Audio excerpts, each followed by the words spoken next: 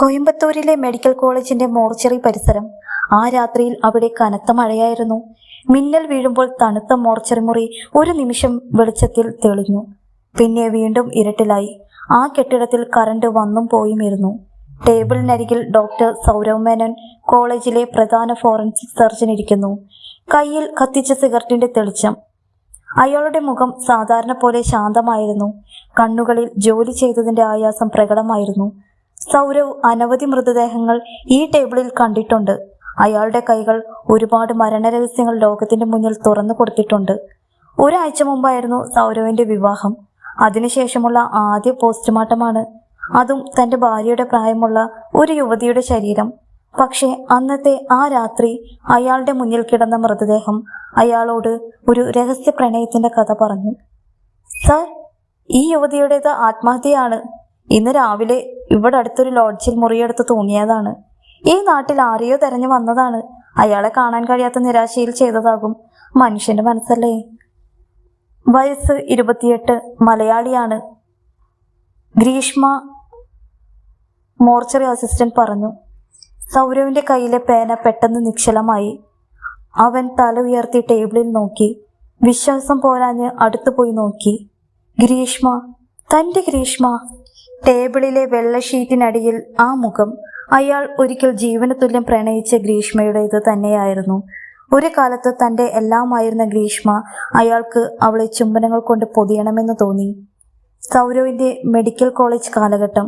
സുന്ദരനായ വാക്ചാതുര്യമുള്ള സൗരവിനെ കോളേജിൽ എല്ലാ പെൺകുട്ടികൾക്കും ഇഷ്ടമായിരുന്നു, ഹരമായിരുന്നു. തന്റെ ജൂനിയറായി ഒരു പെൺകുട്ടി കോളേജിൽ അഡ്മിഷൻ എടുത്തു. സൂര്യനെ പോലെ പ്രകാശിക്കുന്ന മുഖമുള്ള തന്റേടിയായ ഒരു പെൺകുട്ടി, ഗ്രീഷ്മ. സൗരവും ഗ്രീഷ്മയും ആത്മാർത്ഥമായി പ്രണയിച്ചു. പരസ്പരം മനസ്സിലാക്കിയും പിന്തുണച്ചുമാണ് അവരുടെ ബന്ധം വളർന്നത്. ഇരുവരും ഡോക്ടർമാരാകാനും പിന്നീട് വിവാഹം കഴിച്ച് ഒരുമിച്ച് ഒരു ജീവിതം തുടങ്ങാനും ഒരേ സ്വപ്നം കണ്ടു. പഠനത്തിന്റെ തിരക്കുകളിലും സമ്മർദ്ദങ്ങൾക്കുമിടയിൽ പോലും ആ സ്വപ്നമാണ് അവരെ മുന്നോട്ട് നയിച്ചത്. എന്നാൽ ജീവിതം അവർക്കായി മറ്റൊരു വഴിയായി തിരഞ്ഞെടുത്തത്.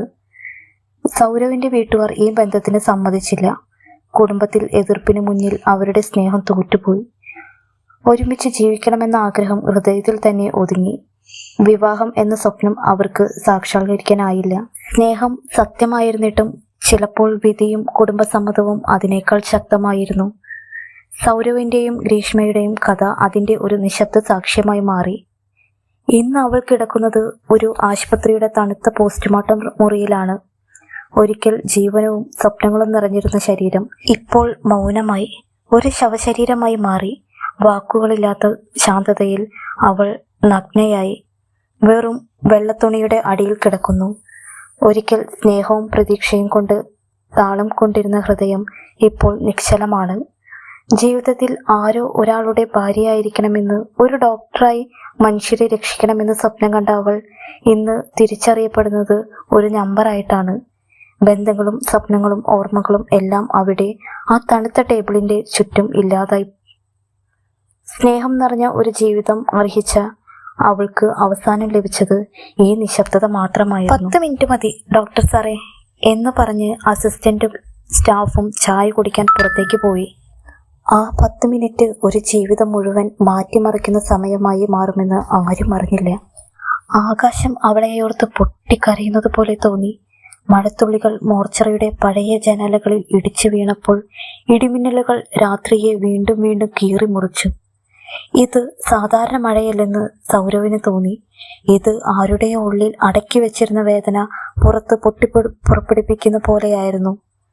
മോർച്ചറിക്കുള്ളിലെ തണുപ്പ് ശരീരത്തിലേക്ക് മാത്രമല്ല മനസ്സിലേക്കും ഇറങ്ങുന്ന ഒരു തണുപ്പായിരുന്നു. ഡോക്ടറായ അവൻ ഈ മുറിയിൽ നൂറുകണക്കിന് തവണ വന്നിട്ടുണ്ട്. പക്ഷേ ഇന്നത്തെ പോലെ ഒരിക്കലുമല്ല. ഇന്ന് ഈ മുറി ഒരു ജോലിസ്ഥലമല്ല, ഇത് അവന്റെ ജീവിതം അവസാനമായി തകർന്ന ഇടമായിരുന്നു. സൗരവ് പതുക്കെ തിരിഞ്ഞ ടേബിളിലേക്ക് നോക്കി. ഒരിക്കൽ അവനോട് ചിരിച്ചവൾ, ഒരിക്കൽ അവന്റെ കൈ പിടിച്ച് നടന്ന് എല്ലാം ശരിയാകും എന്ന് പറഞ്ഞവൾ ഇന്ന് മൗനമായി അവിടെ കിടക്കുന്നു. വെള്ള തുണിയുടെ അടിയിൽ മറഞ്ഞ ആ ശരീരം ഒരു രോഗിയുടേതല്ല, ഒരു കേസ് നമ്പറുമല്ല, അത് അവന്റെ ജീവിതം തന്നെയായിരുന്നു. അവളുടെ മുഖം കാണാൻ അവന് ധൈര്യമുണ്ടായില്ല. ഡോക്ടറായ അവൻ മരണത്തെ ഭയപ്പെടുന്നില്ല, പക്ഷേ ഈ മൗനം അത് അവനെ വല്ലാതെ തകർത്തു കളഞ്ഞു. മഴയുടെ ശബ്ദത്തിനിടയിൽ അവളുടെ ചിരി അവന്റെ മനസ്സിൽ മുഴങ്ങി. ആദ്യമായി കണ്ട ദിവസം മെഡിക്കൽ കോളേജിലെ ക്യാൻറ്റീനിൽ കയ്യിലൊരു ചായക്കപ്പ് പിടിച്ച് അവൾ നിന്നത്. ഡോക്ടർ ആകണം, പക്ഷേ പണത്തിനു വേണ്ടിയല്ല. അവൾ പറഞ്ഞ ആ വാക്കുകൾ അവനെ അത്ഭുതപ്പെടുത്തി. അവർക്കിടയിൽ വാഗ്ദാനങ്ങളൊന്നും ഉണ്ടായില്ല, പക്ഷേ സ്വപ്നങ്ങൾ ഒരേ ദിശയിലായിരുന്നു. പുറത്ത് പേമാരി പെയ്യുന്നുണ്ടായിരുന്നു. മോർച്ചറിക്കുള്ളിലെ തണുപ്പിന് മരണത്തേക്കാൾ കാഠിന്യമുണ്ടായിരുന്നു. സ്റ്റെയിൻലെസ് സ്റ്റീൽ ടേബിളിൽ വെളുത്ത തുണിയിൽ കൊണ്ട് മൂടിയ ആ ശരീരം കണ്ടപ്പോൾ സൗരവിന്റെ കൈകൾ ആദ്യമായി വിറച്ചു. വിറയ്ക്കുന്ന കൈകളോടെ സൗരവ് ആ തുണി മാറ്റി. അവിടെ കിടക്കുന്നത് വെറുമൊരു മൃതദേഹമല്ലായിരുന്നു. ഒരു കാലത്ത് താൻ പ്രാണന തുല്യം സ്നേഹിച്ച തന്റെ പെണ്ണ്. ഗ്രീഷ്മ, അവൻ അറിയാതെ വിളിച്ചുപോയി. പക്ഷേ മറുപടിയായി മരവിച്ച നിശബ്ദത മാത്രം. നിയമം അനുശാസിക്കുന്ന പോസ്റ്റ്മോർട്ടം ചെയ്യാതെ മൃതദേഹം വിട്ടുകൊടുക്കാൻ കഴിയില്ലെന്ന് അവൻ അറിയാമായിരുന്നു.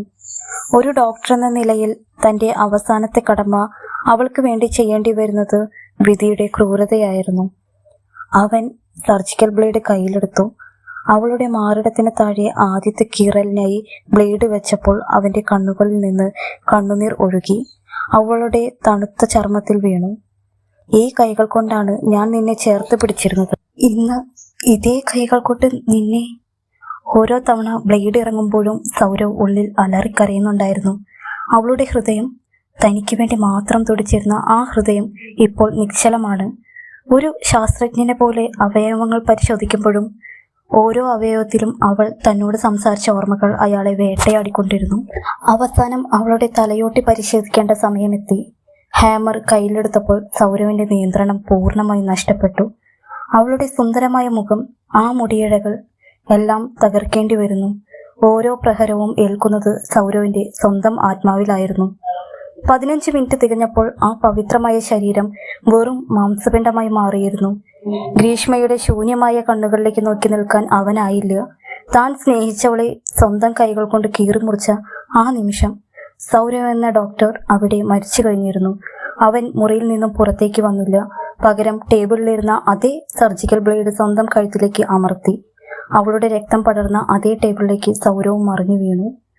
സൗരവിന്റെ ചേതനയേറ്റ ശരീരം ആ ടേബിളിൽ നിന്നും മാറ്റുമ്പോൾ അയാളുടെ കോട്ടിന്റെ പോക്കറ്റിൽ നിന്നും രക്തം പുരണ്ട ഒരു ചെറിയ കടലാസ് കഷ്ണം താഴെ വീണു. വിറയ്ക്കുന്ന കൈകളോടെ സൗരവിന്റെ സുഹൃത്തായ രാഹുൽ ആ കത്ത് കയ്യിലെടുത്തു. മോർച്ചറിയിലെ മങ്ങിയ വെളിച്ചത്തിൽ കണ്ണീരോടെ ആ സുഹൃത്ത് ആ വരികൾ വായിച്ചു. സൗരവ് എഴുതിയ അവസാന കുറിപ്പ്: ക്ഷമിക്കണം, എനിക്കിത് കണ്ടു നിൽക്കാൻ കഴിയില്ല. ഞാൻ ഗ്രീഷ്മയ്ക്ക് നൽകിയ അവസാന വാക്ക് അവളെ ഒരിക്കലും വേദനിപ്പിക്കില്ല എന്നായിരുന്നു. പക്ഷേ ഇന്ന് ശാസ്ത്രത്തിന്റെയും നിയമത്തിന്റെയും പേരിൽ ആ തണുത്ത ടേബിളിൽ കിടത്തി ഞാൻ അവളെ കീറി മുറിച്ചു. ഓരോ തവണ ബ്ലേഡ് ഇറങ്ങുമ്പോഴും ഞാൻ കേട്ടത് അവളുടെ നിലവിളിയല്ല, മറിച്ച് എൻ്റെ ആത്മാവ് തകരുന്ന ശബ്ദമായിരുന്നു. ഒരു ഡോക്ടർ എന്ന നിലയിൽ എനിക്ക് എൻ്റെ കടമകൾ പൂർത്തിയാക്കേണ്ടി വന്നു.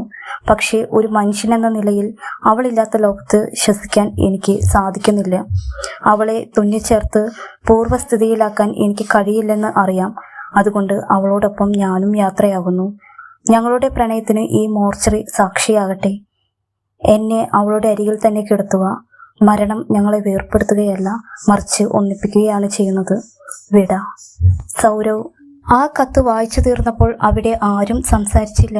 പുറത്ത് മഴ പെയ്തു തോർന്നു. പക്ഷെ ആ മോർച്ചറിക്കുള്ളിൽ കണ്ണുനീർ തോരാതെ പെയ്തുകൊണ്ടേയിരുന്നു. താൻ സ്നേഹിച്ചവളെ കീറിമുറിച്ച അതേ ബ്ലേഡ് കൊണ്ട് തന്നെ തൻ്റെ പ്രണയത്തിന്റെ ആഴം അവൻ ലോകത്തിന് കാണിച്ചു കൊടുത്തു. വീഡിയോ ഇഷ്ടപ്പെട്ടെങ്കിൽ ലൈക്ക്, കമന്റ്, സബ്സ്ക്രൈബ് ചെയ്യാൻ മറക്കല്ലേ. Thanks for watching.